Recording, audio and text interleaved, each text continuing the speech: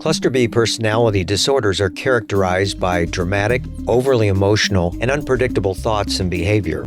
From Ars Longa Media, this is Cluster B, scientifically informed, expert insights into the 4 Cluster B personality types: antisocial, borderline, narcissistic, and histrionic personality disorder. Here's today's host, Dr. Todd Grande. Hello, this is Dr. Grande. Today's question asks, should the dark triad really be called the dark tetrad? So a triad is a group of 3 traits, and a tetrad is a group of 4. So first I'll talk about the dark triad, and then talk about this idea of the dark tetrad. So with the dark triad, which is sometimes referred to as the dark traits, the dark core, or the dark personality, we're talking about 3 characteristics: narcissism, psychopathy, and Machiavellianism. All 3 are conceptualized as being subclinical, so they're not mental disorders. There are extreme manifestations of, for example, narcissism and psychopathy that have an analog in terms of mental disorders, but that's not what the dark triad is. The dark triad is subclinical. The dark triad exists below the level of mental disorders. So with the dark triad, we see that these 3 characteristics kind of come together, and they share certain features like low agreeableness on the 5-factor model of personality, so being disagreeable, not trusting people, not valuing cooperation, but rather valuing competition.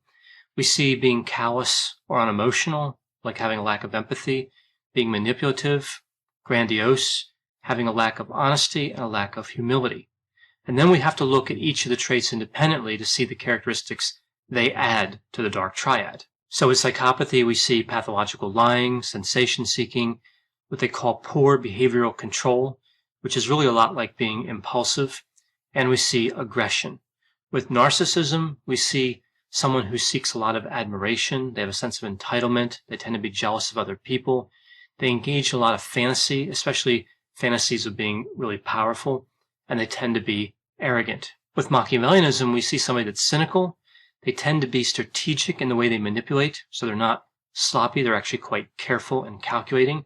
They have good impulse control. They're able to delay gratification, and they're not attention-seeking. In terms of personality, we see low extroversion and low openness to experience, in addition to that low agreeableness. So one of the phrases that kind of typifies Machiavellianism would be, the ends justify the means. So the dark tetrad, again 4 traits, is really the same as the dark triad, the 3 traits, except there's one additional trait, and this is subclinical sadism, sometimes referred to as everyday sadism.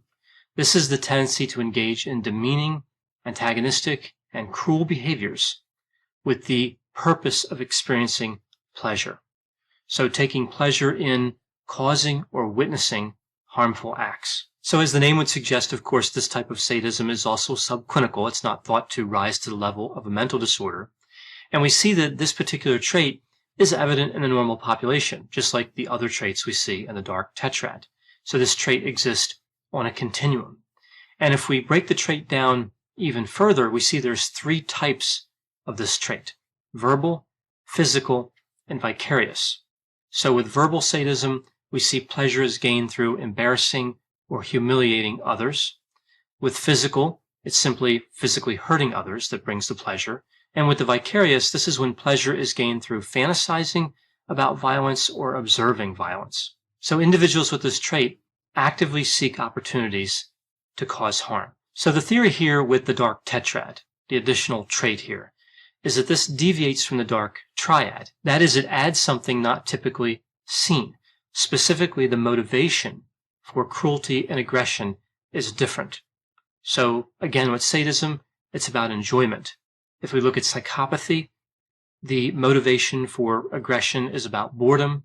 It could be instrumental, meaning to complete some purpose, like to gain something, and when physically provoked. And I think the key here is that between psychopathy and everyday sadism is that somebody with psychopathy won't go to great lengths to be aggressive. Somebody with sadism will. They're willing to go through more of an ordeal, to struggle, to fight for this enjoyment. They're willing to sacrifice for this enjoyment. Generally, somebody with psychopathy is not willing to do that. So again, this is at the subclinical level. And at this level, somebody who's psychopathic typically won't hurt somebody unless it's easy or convenient to do so. Now with narcissism, the aggression is typically thought of as in response to an ego threat. So they have a fragile sense of self, kind of low self-esteem, and they work to protect that. They'll react in a manner to protect that. And in terms of the motivation for aggression with Machiavellianism, here somebody with Machiavellianism really would not be aggressive normally, unless there was a substantial benefit to it. So they would need a great reward. Now, Machiavellianism doesn't have a clinical analog to it, so that's just what the trait is. It's Machiavellianism. It's always subclinical. If we push these to the clinical level, we still see that the order stays the same in terms of the way motivation is positioned with all three of the remaining traits, so sadism, narcissism, and psychopathy. And the magnitude would increase as you move to the level of mental disorder, and the likelihood of aggression would increase. But again, that order stays kind of locked in place. The motivation still follows that hierarchy. Now, interestingly, we see a correlation between sadism and psychopathy, right? This is the strongest relationship. If we look at sadism and narcissism and Machiavellianism, the relationship is weaker, although still positive. As one increases, the others tend to increase. So if we look at clinical sadism and we look at the dark triad, again, psychopathy is where we see the strongest correlation.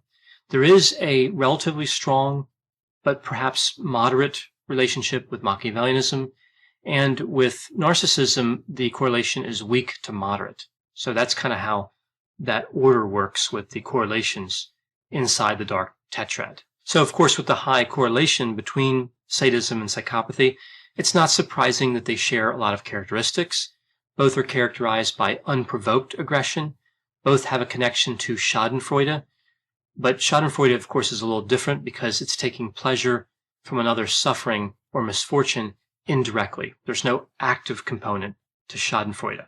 Somebody with schadenfreude isn't going to create the suffering in order to get the pleasure. Somebody who's subclinically sadistic would actively engage in activity to cause suffering with the expressed intent of experiencing enjoyment. So with all this in mind, is the dark tetrad a real thing? Does it hold together as well as the dark triad holds together? Well, we see in the research findings that subclinical sadism does appear to be a part of the dark triad, which of course means now we have a dark tetrad. We have 4 parts. It is a separate but related construct. Of course, as I mentioned, it's positively correlated with all 3 traits of the dark triad, with again the strongest correlation being with psychopathy. But it's not a high enough correlation so that it would be considered to be the same factor. The strength of the correlations between sadism and the dark triad are really similar to that of the correlations we see inside of the dark triad, which actually points pretty strongly to the legitimacy of the dark tetrad. So these correlations all tend to be pretty close to one another. So these 4 traits do appear to belong together, conceptually distinct enough so they're not describing the same thing, but related enough so that they should be grouped together. And what this means is we tend to see all 4 of these traits in the same people. These characteristics tend to cluster together. So if somebody has the dark triad, it's pretty likely they actually have the dark tetrad. So what this means is when we see narcissism and psychopathy and Machiavellianism, subclinical sadism usually would not be very far behind, and it may really be right there, right? We would expect it to be at the same level as these other traits. So again, they tend to group together. So what does all this mean from a clinical point of view? Well, unfortunately, it's just more bad news for individuals who have dark traits and for people around them. It's another reason that seeking counseling would be a good idea. So again, whether one has the dark tetrad or one is being exposed to an individual who has the dark tetrad, counseling makes sense because we see a lot of negative outcomes associated with the dark tetrad, like hostility, aggression, substance use. This characteristic is particularly salient with the dark tetrad. We also see criminal behavior and a tendency to want to get revenge in romantic situations. Just because the traits of the dark tetrad are considered subclinical, it doesn't mean that they shouldn't be the focus of treatment. It just means they are at a level where they would not qualify somebody to receive a diagnosis. There are, of course, clinical expressions of these traits. I talked about that before, more extreme manifestations, like what we see with narcissistic personality disorder or antisocial personality disorder. But again, the dark tetrad itself is thought of as subclinical. But whether we're talking about clinical or subclinical, seeking counseling for these types of traits is a smart move. Counseling could help somebody to avoid a situation where they're aggressive, where they get in trouble with the law, where they damage or destroy a relationship. So if we look at these traits, of course, somebody would think, well, if somebody had these traits, would they be likely to want to seek counseling? Well, this is one of the difficulties with the dark tetrad. These traits in and of themselves tend to prevent people from wanting to seek counseling or seeing the benefit of counseling. So motivation to seek counseling tends to be low with the dark tetrad. But again, we see all kinds of different levels of these traits and all different situations that people can be in. And in many people's lives, there's going to be times where the alignment of these characteristics and circumstances may motivate them to seek counseling. For more content like this, check out Healthy Toxic, another podcast from Ars Longa Media, all about what makes or breaks relationships, including issues related to narcissism, narcissistic abuse, and how personality disorders affect relationships. Ars Longa Vita Brevis. Learn more at arslonga.media.